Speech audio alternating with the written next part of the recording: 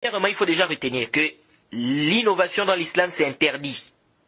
Et que celui qui fait l'innovation, il a le péché.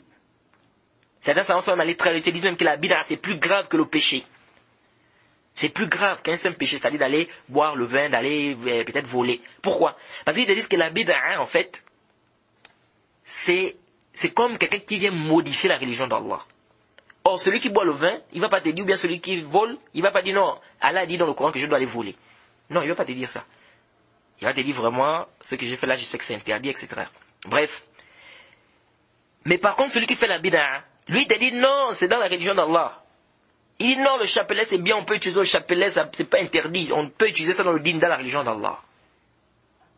C'est pourquoi vous allez voir que si on met un innovateur, par exemple on le met imam, c'est celui qui dirige les gens, mais il va égarer beaucoup de gens. Il va égarer beaucoup de gens. Contrairement à celui qui fait le péché. Celui qui boit le vin, son péché est sur lui-même. Ou celui qui va voler. Mais celui qui fait des innovations, il est en train de faire quoi?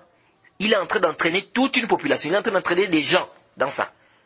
C'est là la gravité. Lui, c'est grave parce qu'il entraîne les gens dans quoi? Dans l'innovation. Il modifie la religion d'Allah. Et surtout s'il est devant. Soit on l'a mis devant imam. Parce que les gens vont le suivre, on se dit que c'est lui qui connaît, donc on le suit dans ce qu'il fait. Et voilà comment il va entraîner les gens dans les innovations. Et puis, ce qui montre aussi la gravité de la bid'a par rapport au péché, c'est quoi? C'est que celui qui fait la bid'a, il est difficile qu'il se repent. Sauf celui qui Allah a fait miséricorde. Pourquoi? Parce que celui qui fait la bid'a, lui, pense que ce qu'il est en train de faire là, c'est la religion d'Allah. Et donc, s'il pense que c'est la religion d'Allah, il ne va pas demander Allah pardon. Par contre, celui qui fait le péché, qui vole, qui insulte, qui fait ceci, cela, ou le zina, il sait que ce qu'il est en train de faire là, c'est pas bien. Donc, il y a de fortes chances qu'il se repente. Il y a de fortes chances qu'il fasse le tawbah. Par contre, celui qui fait la bid'a, les chances sont quoi? Sont minimes par rapport à celui qui fait le péché. Parce que lui, il pense que ce qu'il est en train de faire là, c'est quoi? C'est la religion d'Allah. Et s'il pense que c'est la religion d'Allah, il sera difficile pour lui de faire quoi? Le tawbah. Donc, la bid'a, c'est grave. C'est très grave. C'est pourquoi les savants mettent en garde contre les mubtadi'. On met en garde contre les gens des sectes, contre les gens des innovations.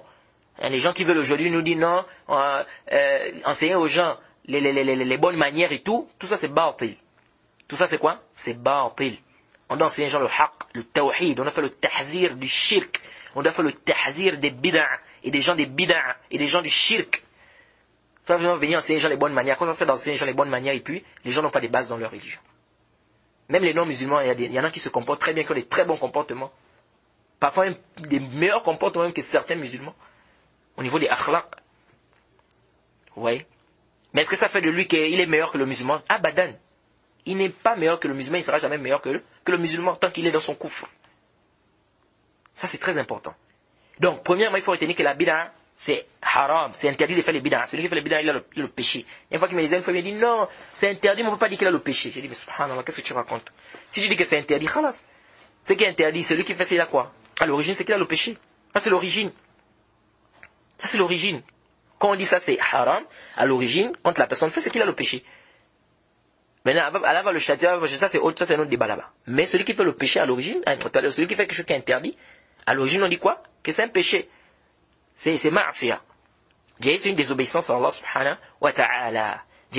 Donc la bid'a elle est interdite. C'est pourquoi le prophète a dit kullu bid'atin dalala wa inna kulla bid'atin dalala wa kulla dalalatin fi an-nar. C'est-à-dire toute bid'a est un égarement, tout égarement conduit en enfer. Ce qui conduit en enfer, c'est un péché ou c'est pas un péché? Donc il est interdit de faire des bid'a. Il est interdit de faire quoi? Des bid'a. Il y a aucun doute là-dessus. Il y a aucun doute sur le fait que la bid'a, c'est un péché. Donc celui qui fait la bid'a, il est en train de désobéir à Allah subhanahu wa ta'ala. Donc premièrement, c'est interdit de faire la bid'a. Ça c'est la première chose qu'il faut retenir. Celui qui va spécifier un zikr, ou qui décide de faire un zikr un nombre de fois déterminé, 100 fois, 200 fois, non seulement ce qu'il fait n'est pas accepté, mais en plus il a le péché. Quelqu'un qui décide de faire, il dit non, moi le zikr c'est 200 fois. Tout le temps 200 fois, 200 fois. Mais tu as eu ça où on dit ici, non seulement comme le prophète a dit c'est rejeté, deuxièmement, ici là, tu as le péché, il a le péché. Pourquoi? Parce qu'il est en train de faire quelque chose qui est haram. C'est la bid'a c'est interdit. Et quiconque fait scission d'avec le messager, après que le droit chemin lui est apparu, et suit un sentier autre que celui des croyants, alors nous le laisserons comme il s'est détourné, et le brûleront dans l'enfer. Et quelle mauvaise destination!